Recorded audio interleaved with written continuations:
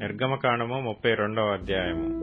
మోషే కొండ దిగకుండా తడవు చేయుట ప్రజలు చూచినప్పుడు ఆ ప్రజలు అహరోను నొద్దకు కూడి వచ్చి, లెమ్ము, మా ముందర నడుచుటకు ఒక దేవతను మా కొరకు చేయుము. ఐగుప్తులో నుండి మమ్మను రప్పించిన ఆ మోషే అనువాడు ఏమాయినో మాకు తెలియదని అతనితో చెప్పిరి. అందుకు అహరోను, మీ భార్యలకు, మీ కుమారులకు, మీ కుమార్తెలకు చెవులనున్న బంగారు పోగులను తీసి నా యొద్దకు తెండని వారితో చెప్పగా, ప్రజలందరూ తమ చెవులనున్న బంగారు పోగులను తీసి అహరోను నొద్దకు తెచ్చిరి.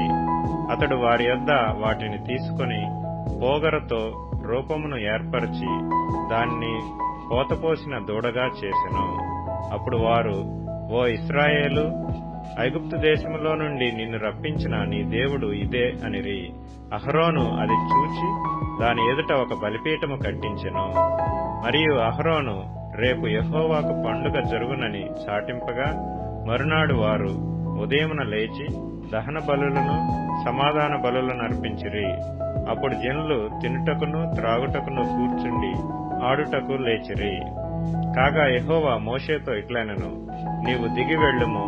ఐగుప్తు దేశము నుండి నీవు రప్పించిన నీ ప్రజలు చెడిపోయిరి. నేను వారికి నియమించిన త్రోవ నుండి త్వరగా తొలగిపోయి తమ కొరకు పోతపోసిన దూడను చేసుకుని దానికి సాగిలపడి బలి నర్పించి, ఓయి ఇశ్రాయేలు, ఐగుప్తు దేశము నుండి నిన్ను రప్పించిన నీ దేవుడు ఇదే అని చెప్పుకొనిరనెను. మరియు యెహోవా ఇట్లనెను, నేను ఈ ప్రజలను చూచి ఉన్నాను. ఇదిగో వారు లోబడనొల్లని ప్రజలు. కావున నీవు ఊరకుండుము. నా కోపము వారి మీద మండును. నేను వారిని కాల్చివేసి నిన్ను గొప్ప జనముగా చేసేదనని మోషేతో చెప్పగా, మోషే తన దేవుడైన యెహోవాను బ్రతిమాలుకొని, యెహోవా, నీవు మహాశక్తి వలన బాహుబలం వలన ఐగుప్తు దేశంలో నుండి రప్పించిన నీ ప్రజల మీద నీ కోపము మండనేలా? ఆయన కొండలలో వారిని చంపునట్లును భూమి మీద నుండి వారిని నశింపచేయునట్లును కీడు కొరకే వారిని తీసుకొని పోయినని ఐగుప్తీయులు ఎలా చెప్పుకొనవలెను? నీ కోపాగ్ని నుండి మళ్లుకొని నీవు నీ ప్రజలకు ఈ కీడు చేయక దాని గూర్చి సంతాపపడుము. నీ సేవకులైన అబ్రాహామును, ఇస్సాకును, ఇశ్రాయేలును జ్ఞాపకం చేసుకొనుము. నీవు వారితో ఆకాశ నక్షత్రముల వలె మీ సంతానము అభివృద్ధి చేసి నేను చెప్పిన ఈ సమస్త భూమిని మీ సంతానమునకిచ్చెదననియు వారు నిరంతరము దానికి హక్కుదారులగుదురనియు వారితో నీ తోడని ప్రమాణము చేసి చెప్పితివనెను. అంతట యెహోవా తన ప్రజలకు చేసేదనని చెప్పిన కీడును గూర్చి సంతాపపడెను. మోషే శాసనములు గల 2 పలకలను చేతపట్టుకుని కొండ దిగి వచ్చెను. ఆ పలకలు ఇరుప్రక్కలను వ్రాయబడినవి. అవి ఈ ప్రక్కను ఆ ప్రక్కను వ్రాయబడి ఉండెను. ఆ పలకలు దేవుడు చేసినవి. ఆ పలకల మీద చెక్కబడిన వ్రాత దేవుని చేవ్రాత.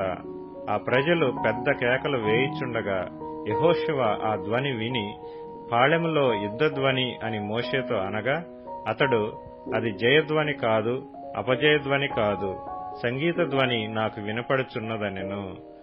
అతడు పాళెమునకు సమీపింపగా ఆ దూడను వారు నాట్యమాడుటను చూచెను. అందుకు మోషే కోపము మండెను. అతడు కొండ దిగువను తన చేతుల్లో నుండి ఆ పలకలను పడవేసి వాటిని పగులగొట్టెను. మరియు అతడు వారు చేసిన ఆ దూడను తీసుకుని అగ్నితో కాల్చి పొడి చేసి నీళ్ల మీద చల్లి ఇశ్రాయేలీల చేత దాని త్రాగించెను. అప్పుడు మోషే, నీవు ఈ ప్రజల మీదకి ఈ గొప్ప పాపము రప్పించినట్లు వారు నిన్ను ఏమి చేసిరని అహరోను అడగగా, అహరోను, నా ఏలినవాడా, నీ కోపము మండనీయకము. ఈ ప్రజలు దుర్మార్గులను మాట నీవెరుగుదువు. వారు మాకు ముందు నడుచుటకు ఒక దేవతను చేయము. ఐగుప్తులో నుండి మమ్మను రప్పించిన వాడగు ఈ మోషే ఏమాయనో మాకు తెలియదనిరి. అందుకు నేను, ఎవరి యొద్ద బంగారము ఉన్నదో వారు దానిని ఊడదీసి తెండని చెప్పితిని. నేను దాని అగ్నిలో వేయగా ఈ దూడ ఆయనను. ప్రజలు విచ్చలవిడిగా తిరుగుట మోషే చూచెను. వారి విరోధులలో వారికి ఎగతాళి కలుగునట్లు అహరోను విచ్చలవిడిగా తిరుగుటకు వారిని విడిచిపెట్టియుండెను. అందుకు మోషే పాళెము యొక్క ద్వారమున నిలిచి, యెహోవా పక్షముననున్న వారందరూ నా యొద్దకు రండి అనగా లేవీయులందరూ అతని యొద్దకు కూడి వచ్చిరి. అతడు వారిని చూచి, మీలో ప్రతివాడును తన కత్తిని తన నడుమున కట్టుకొని పాళెములో ద్వారము నుండి ద్వారమునకు వెళ్ళుచు, ప్రతివాడు తన సహోదరుని, ప్రతివాడు తన చెలికానిని, ప్రతివాడు తన పొరుగువానిని చంపవలెనని ఇశ్రాయేలీల దేవుడైన యెహోవా సెలవిచ్చుచున్నాడనెను. లేవీయులు మోషే మాట చొప్పున చేయగా ఆ దినమున ప్రజలలో ఇంచుమించు 3,000 మంది కూలిరి. ఎలయనగా మోషే వారిని చూచి, నేడు యెహోవా మిమ్మును ఆశీర్వదించినట్లు మీలో ప్రతివాడు తన కుమారుని మీద పడియేగాని తన సహోదరుని మీద పడియేగాని యెహోవాకు మిమ్మును మీరే ప్రతిష్ఠ చేసుకొనెడనెను. మరునాడు మోషే ప్రజలతో, మీరు గొప్ప పాపము చేసితిరి గనుక యెహోవా యొద్దకు కొండ ఎక్కి వెళ్లెదను. ఒకవేళ మీ పాపమునకు ప్రాయశ్చిత్తము చేయగలనేమో అనెను. అప్పుడు మోషే యెహోవా యొద్దకు తిరిగి వెళ్లి, అయ్యో, ఈ ప్రజలు గొప్ప పాపము చేసిరి. వారు బంగారు దేవతను తమ కొరకు చేసుకొనిరి. అయ్యో, నీవు వారి పాపమును ఒకవేళ పరిహరించితివా? లేని ఎడల నీవు వ్రాసిన నీ గ్రంథంలో నుండి నా పేరు తుడిచివేయమని బతిమాలుకొనుచున్నానెను. అందుకు యెహోవా, ఎవడు నా ఎదుట పాపము చేసినో వాని నా గ్రంథములో నుండి తుడిచివేయదును. కాబట్టి నీవు వెళ్లి నేను నీతో చెప్పిన చోటికి ప్రజలను నడిపించుము. ఇదిగో నా దూత నీకు ముందుగా వెళ్ళును. నేను వచ్చు దినమున వారి పాపమును వారి మీదికి రప్పించెదనని మోషేతో చెప్పెను. అహరోను కల్పించిన దూడను ప్రజలు చేయించినందున యెహోవా వారిని బాధపెట్టెను. నిర్గమకాండము 33వ అధ్యాయము. మరియు యెహోవా మోషేతో ఇట్లనెను, నీవు ఐగుప్తు దేశం నుండి తోడుకొని వచ్చిన ప్రజలను బయలుదేరి నేను అబ్రాహాముతోనూ ఇస్సాకుతోనూ యాకోబుతోనూ ప్రమాణము చేసి నీ సంతానమునకు దీనినిచ్చేదనని చెప్పిన పాలు తేనెలు ప్రవహించు దేశమునకు లేచిపోండి. నేను నీకు ముందుగా దూతను పంపి కనానీయులను, అమోరీయులను, హిత్తీయులను, పెరిజ్జీయులను, హివ్వీయులను, యెబూసీయులను వెళ్లగొట్టెదను. మీరు లోబడనొల్లని ప్రజలు గనుక నేను మీతో కూడా రాను. త్రోవలో మిమ్మను సంహరించదనేమో అని మోషేతో చెప్పెను. ప్రజలు ఆ దుర్వార్తను విని దుఃఖించిరి. ఎవడనూ ఆభరణములను ధరించుకొనలేదు. కాగా యెహోవా మోషేతో ఇట్లనెను, నీవు ఇశ్రాయేలీలతో, మీరు లోబడనొల్లని ప్రజలు, ఒక క్షణము మాత్రము నేను మీ నడుముకు వచ్చితినా మిమ్మును నిర్మూలము చేసేదను కనుక మిమ్మును ఏమి చేయవలనో అది నాకు తెలియనట్లు మీ ఆభరణములను మీ మీద నుండి తీసివేయడి అని చెప్పుమనెను. కాబట్టి ఇశ్రాయేలీలు హోరేబు కొండ యొద్ద తమ ఆభరణములను తీసివేసిరి. అంతట మోషే గుడారమును తీసి పాళెము వెలుపలికి వెళ్లి పాళెమునకు దూరముగా దాని వేసి దానికి ప్రత్యక్షపు గుడారమును పేరు పెట్టెను. యెహోవాను వెదికిన ప్రతివాడును పాళెమునకు వెలుపల నున్న ఆ ప్రత్యక్షపు గుడారమునకు వెళ్ళుచూ వచ్చెను. మోషే ఆ గుడారమునకు వెళ్లినప్పుడు ప్రజలందరూ లేచి ప్రతివాడు తన గుడారపు ద్వారమందు నిలిచి అతడు ఆ గుడారములోనికి పోవు వరకు అతని వెనుక తట్టు నిదానించి చూచుచుండెను. మోషే ఆ గుడారంలోనికి పోయినప్పుడు మేఘస్తంభము దిగి ఆ గుడారపు ద్వారమందు నిలవగా యెహోవా మోషేతో మాట్లాడుచుండెను. ప్రజలందరూ ఆ మేఘస్తంభము ఆ గుడారపు ద్వారమున నిలుచుట చూచి లేచి ప్రతివాడును తన తన గుడారపు ద్వారమందు నమస్కారము చేయుచుండిరి. మనుష్యుడు తన స్నేహితునితో మాట్లాడునట్లు యెహోవా మోషేతో ముఖాముఖిగా మాట్లాడుచుండెను. తరువాత అతడు పాళెములోనికి తిరిగి వచ్చుచుండెను. అతని పరిచారకుడును నూను కుమారుడైన యెహోషువ అను యవనస్తుడు గుడారములో నుండి వెలుపలికి రాలేదు. మోషే యెహోవాతో ఇట్లనెను, చూడుము, ఈ ప్రజలను తోడుకొని పొమ్మని నీవు నాతో చెప్పుచున్నావు, గాని నాతో ఎవరిని పంపెదవో అది నాకు తెలపలేదు. నీవు నేను నీ పేరును బట్టి నిన్ను ఎరిగియున్నాననియు నా కటాక్షము నీకు కలిగినదనియు చెప్పితివి కదా. కాబట్టి నీ కటాక్షము నా ఎడల కలిగిన ఎడల నీ కటాక్షము నా ఎడల కలుగునట్లుగా దయచేసి నీ మార్గమును నాకు తెలుపుము. అప్పుడు నేను నిన్ను తెలుసుకొందును. చిత్తగించుము, ఈ జనము నీ ప్రజలే గదా అనెను. అందుకు ఆయన, నా సన్నిధి నీకు తోడుగా వచ్చును, నేను నీకు విశ్రాంతి కలుగచేసేదనగా, మోషే, నీ సన్నిధి రాని ఎడల ఇక్కడ నుండి మమ్మల్ని తోడుకొని పోకుము.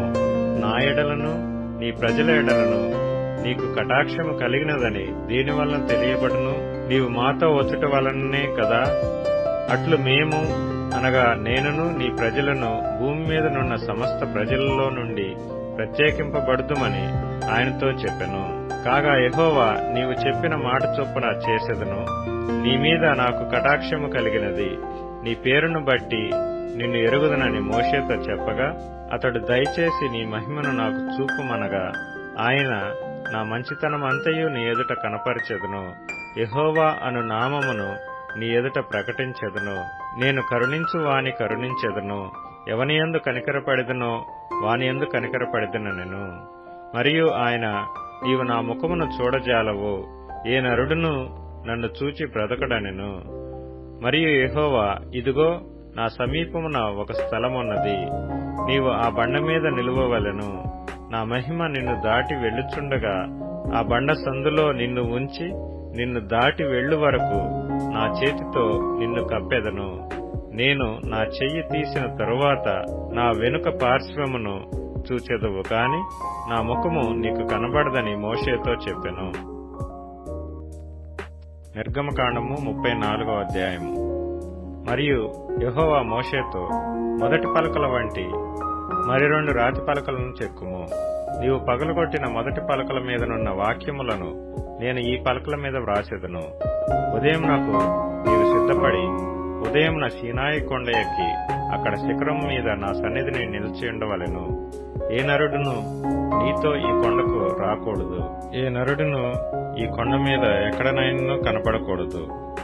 ఈ కొండ ఎదుట గొర్రెలైనను ఎద్దులైనను మేయకూడదని సెలవిచ్చెను. కాబట్టి అతడు మొదటి పలకల వంటి 2 రాతి పలకలను చెక్కెను. మోషే తనకు యెహోవా ఆజ్ఞాపించినట్లు ఉదయమందు పెందలకడ లేచి ఆ 2 రాతి పలకలను చేత పట్టుకుని సీనాయి కొండ ఎక్కగా, మేఘంలో యెహోవా దిగి అక్కడ అతనితో నిలిచి యెహోవా అను నామమును ప్రకటించెను. అతని ఎదుట యెహోవా అతని దాటి వెళ్ళుచు, యెహోవా కనికరము, దయ, దీర్ఘశాంతము, విస్తారమైన కృపా సత్యములు గల దేవుడైన యెహోవా, ఆయన 1000 మందికి కృపను చూపుచు దోషమును అపరాధమును పాపమును క్షమించును గాని ఆయన ఏమాత్రమును దోషులను నిర్దోషులుగా ఎంచక 3-4 తరముల వరకు తండ్రుల దోషమును కుమారుల మీదకిని కుమారుల కుమారుల మీదకిని రప్పించునని ప్రకటించెను. అందుకు మోషే త్వరపడి నేల వరకు తల వంచుకుని నమస్కారము చేసి, ప్రభువా, నా మీద నీకు కటాక్షము కలిగిన ఎడల నా మనవి ఆలకించుము. దయచేసి నా ప్రభువు మా మధ్యను ఉండి మాతో కూడా రావలెను. వీరు లోబడనొల్లని ప్రజలు, మా దోషమును పాపమును క్షమించి మమ్మను నిస్వాస్థ్యముగా చేసుకొనుమనెను. అందుకు ఆయన, ఇదిగో నేను ఒక నిబంధన చేయుచున్నాను. భూమి మీద ఎక్కడనైనను ఏ జనములోనైనను చేయబడని అద్భుతములు నీ ప్రజలందరి ఎదుట చేసెదను. నీవు ఏ ప్రజల నడుమనున్నావో ఆ ప్రజలందరూ యెహోవా కార్యమును చూచెదరు. నేను నీ ఎడల చేయబోనది భయంకరమైనది. నేడు నేను నీకు ఆజ్ఞాపించు దానిని అనుసరించి నడువుము. ఇదిగో నేను అమోరీయులను, కనానీయులను, హిత్తీయులను, పెరిజ్జీయులను, హివ్వీయులను, యెబూసీయులను నీ ఎదుట నుండి వెళ్లగొట్టెదను. నీవు ఎక్కడికి వెళుచున్నావో ఆ దేశపు నివాసులతో నిబంధన చేసుకొనకుండా జాగ్రత్త పడము. ఒకవేళ అది నీకు గురి కావచ్చును. కాబట్టి మీరు వారి బలిపీఠములను పడగొట్టి వారి బొమ్మలను పగులగొట్టి వారి దేవతా స్తంభములను పడగొట్టవలెను. ఏలయనగా వేరొక దేవునికి నమస్కారం చేయవద్దు. ఆయన నామము రోషము గల యెహోవా, ఆయన రోషము గల దేవుడు. ఆ దేశపు నివాసులతో నిబంధన చేసుకొనకుండా జాగ్రత్త పడుము. వారు ఇతరుల దేవతలతో వ్యభిచరించి ఆ దేవతలకు బలి అర్పించుతున్నప్పుడు ఒకడు నిన్ను పిలిచిన ఎడల నీవు వాని బలి ద్రవ్యమును తినకుండా చూచుకొనుము. మరియు నీవు నీ కుమారుల కొరకు వారి కుమార్తెలను పుచ్చుకొను నెడల వారి కుమార్తెలు తమ దేవతలతో వ్యభిచరించి నీ కుమారులను తమ దేవతలతో వ్యభిచరింపచేయుదురేమో. పోతపోసిన దేవతలను చేసుకొనవలదు. మీరు పొంగని వాటి పండగ ఆచరింపవలెను. నేను నీకు ఆజ్ఞాపించినట్లు అబీబు నెలలో నియామక కాలమందు 7 దినములు పొంగని వాటినే తినవలెను. ఏలయనగా అబీబు నెలలో ఐగుప్తులో నుండి మీరు బయలుదేరి వచ్చితిరి. ప్రతి తొలిచూలు పిల్లయు నాది. నీ పశువులలో తొలిచూలుదైన ప్రతి మొగది దూడయే గాని గొర్రెపిల్లయే గాని అది నాదగును. గొర్రెపిల్లను ఇచ్చి గాడిద తొలిపిల్లను విడిపింపవలెను. దాని విమోచింపని ఎడల దాని మెడను విరగతీయవలెను. నీ కుమారులలో ప్రతి తొలిచూలు వాణ్ణి విడిపింపవలెను. నా సన్నిధిని వారు వట్టి చేతులతో కనబడవలదు. 6 దినములు నీవు పనిచేసి 7వ దినమున విశ్రమింపవలెను. దున్ను కాలమందైనను కోత కాలమందైనను ఆ దినమున విశ్రమింపవలెను. మరియు నీవు గోధుమల కోతలో ప్రథమ ఫలముల పండుగను అనగా వారముల పండుగను సంవత్సరాంతమందు పంట కూర్చు పండుగను ఆచరింపవలెను. సంవత్సరమునకు ముమ్మారు నీ పురుషులందరూ ప్రభువును ఇశ్రాయేలీల దేవుడునైన యెహోవా సన్నిధిని కనబడవలెను. ఏలయనగా నీ ఎదుట నుండి జనులను వెళ్లగొట్టి నీ పొలిమేరలను గొప్పవిగా చేసెదను. మరియు నీవు సంవత్సరమునకు ముమ్మారు నీ దేవుడైన యెహోవా సన్నిధిని కనబడబోవునప్పుడు ఎవడనూ నీ భూమిని ఆశింపడు. నీవు పులిసిన దానితో నా బలి రక్తమును అర్పింపకూడదు. పస్కా పండుగలోని బలి సంబంధమైన మాంసమును ఉదయకాలం వరకు ఉంచకూడదు. నీ భూమి యొక్క ప్రథమ ఫలములలో మొదటివి నీ దేవుడైన యెహోవా మందిరంలోనికి తేవలెను. మేకపిల్లను దాని తల్లిపాలతో ఉడకబెట్టకూడదు. మరియు యెహోవా మోషేతో ఇట్లనెను, ఈ వాక్యములను వ్రాసికొనుము. ఏలయనగా ఈ వాక్యములను బట్టి నేను నీతోనూ ఇశ్రాయేలులతోనూ నిబంధన చేసియున్నాను. అతడు 40 రేయింబగళ్లు యెహోవాతో కూడా అక్కడ నుండెను. అతడు భోజనము చేయలేదు, నీళ్లు త్రాగలేదు. అంతలో ఆయన ఆ నిబంధన వాక్యములను అనగా 10 ఆజ్ఞలను ఆ పలకల మీద వ్రాసెను. మోషే సీనాయి కొండ దిగుచుండగా శాసనములు గల ఆ 2 పలకలు మోషే చేతిలో ఉండెను. అతడు ఆ కొండ దిగుచుండగా ఆయన అతనితో మాట్లాడుచున్నప్పుడు తన ముఖ చర్మము ప్రకాశించిన సంగతి మోషేకు తెలిసి ఉండలేదు. అహరోనును ఇశ్రాయేలీలందరూ మోషేను చూచినప్పుడు అతని ముఖ చర్మము ప్రకాశించిన కనుక వారు అతని సమీపింపవెరచిరి. మోషే వారిని పిలిచినప్పుడు అహరోనును సమాజ ప్రధానులందరూ అతని యొద్దకు తిరిగి వచ్చిరి. మోషే వారితో మాట్లాడెను. అటు తర్వాత ఇశ్రాయేలీలందరూ సమీపింపగా సీనాయి కొండ మీద యెహోవా తనతో చెప్పినది యావత్తును అతడు వారికి ఆజ్ఞాపించెను. మోషే వారితో ఆ మాటలు చెప్పుడు చాలించి తన ముఖం మీద ముసుగు వేసుకొనెను. అయినను మోషే యెహోవాతో మాట్లాడుటకు ఆయన సన్నిధిని ప్రవేశించినది మొదలుకొని అతడు వెలుపలికి వచ్చు వరకు ఆ ముసుగు తీసివేసెను. అతడు వెలుపలికి వచ్చి తనకు ఆజ్ఞాపింపబడిన దానిని ఇశ్రాయేలీలతో చెప్పెను. మోషే ముఖ చర్మము ప్రకాశింపగా ఇశ్రాయేలీలు మోషే ముఖమును చూచిరి. మోషే ఆయనతో మాట్లాడుటకు లోపలికి వెళ్ళు వరకు తన ముఖం మీద ముసుగు వేసుకొనెను. మత్తయి సువార్త 28వ అధ్యాయం. విశ్రాంతి దినము గడిచిపోయిన తర్వాత ఆదివారమున తెల్లవారుచుండగా మగ్దలేని మరియయు వేరొక మరియయు సమాధిని చూడవచ్చిరి. ఇదిగో, ప్రభువు దూత పరలోకము నుండి దిగివచ్చి రాయి పొర్లించి దానిమీద కూర్చుండెను. అప్పుడు మహాభూకంపము కలిగెను. ఆ దూత స్వరూపము మెరుపువలె నుండెను. అతని వస్త్రము హిమమంత తెల్లగా ఉండెను. అతనికి భయపడుట వలన కావలివారు వణికి చచ్చిన వారి వలె నుండిరి. దూత ఆ స్త్రీలను చూచి, మీరు భయపడకుడి, సిలువ వేయబడిన యేసును మీరు వెతుకుచున్నారని నాకు తెలియను. ఆయన ఇక్కడ లేడు, తాను చెప్పినట్టే ఆయన లేచి ఉన్నాడు. రండి, ప్రభువు పండుకొనిన స్థలము చూచి త్వరగా వెళ్లి, ఆయన ఇక్కడ లేడు, తాను చెప్పినట్టే ఆయన లేచి ఉన్నాడు. రండి, ప్రభువు పండుకొనిన స్థలము చూచి త్వరగా వెళ్లి ఆయన మృతులలో నుండి లేచి ఉన్నాడని ఆయన శిష్యులకు తెలియచేయుడని, ఇదిగో ఆయన గలిలయలోనికి మీకు ముందుగా వెళ్ళుచున్నాడు, అక్కడ మీరు ఆయనను చూతురు. ఇదిగో మీతో చెప్పితిన నేను. వారు భయంతోనూ మహా ఆనందముతోనూ సమాధి యుద్ధ నుండి త్వరగా వెళ్లి ఆయన శిష్యులకు ఆ వర్తమానము తెలప పరిగెత్తుచుండగా యేసు వారిని ఎదుర్కొని మీకు శుభమని చెప్పాను. వారు ఆయన యుద్ధకు వచ్చి ఆయన పాదములు పట్టుకొని ఆయనకు మ్రొక్కగా, యేసు భయపడకుడి, మీరు వెళ్లి నా సహోదరులు గలిలయకు వెళ్లవలెననియు వారక్కడ నన్ను చూతురనియు వారికి తెలుపుడనెను. వారు వెలుచుండగా కావలి వారిలో కొందరు పట్టణంలోనికి వచ్చి జరిగిన సంగతులన్నిటినీ ప్రధాన యాజకులతో చెప్పారు. కాబట్టి వారు పెద్దలతో కూడా వచ్చి ఆలోచన చేసి ఆ సైనికులకు చాలా ద్రవ్యమిచ్చి, మేము నిద్రపోవుచుండగా అతని శిష్యులు రాత్రివేళ వచ్చి అతని ఎత్తుకొని పోయిరని మీరు చెప్పుడి. ఇది అధిపతి చెవినబడిన ఎడల మేమతనిని సమ్మతించి మీకేమీ తొందర కలగకుండా చేతుమని చెప్పిరి. అప్పుడు వారు ఆ ద్రవ్యం తీసుకుని తమకు బోధింపబడిన ప్రకారము చేసిరి. ఈ మాట యూదులలో వ్యాపించి నీటి వరకు ప్రసిద్ధమయ్యున్నది.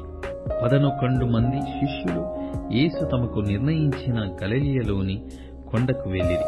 వారు ఆయనను చూసి ఆయన రొక్కిరి గాని కొందరు సందేహించిరి. అయితే యేసు వారి యొద్దకు వచ్చి, పరలోకమందును భూమి మీదను నాకు సర్వాధికారం ఇయ్యబడి ఉన్నది. కాబట్టి మీరు వెళ్లి సమస్త జనులను శిష్యులుగా చేయుడి. తండ్రి యొక్కయు కుమారుని యొక్కయు పరిశుద్ధాత్మ యొక్కయు నామములోనికి వారికి బాప్తిసమిచ్చుచు, నేను మీకు ఏ సంగతులను ఆజ్ఞాపించి తినో వాటినన్నిటినీ గైకొనవలెనని వారికి బోధించుడి.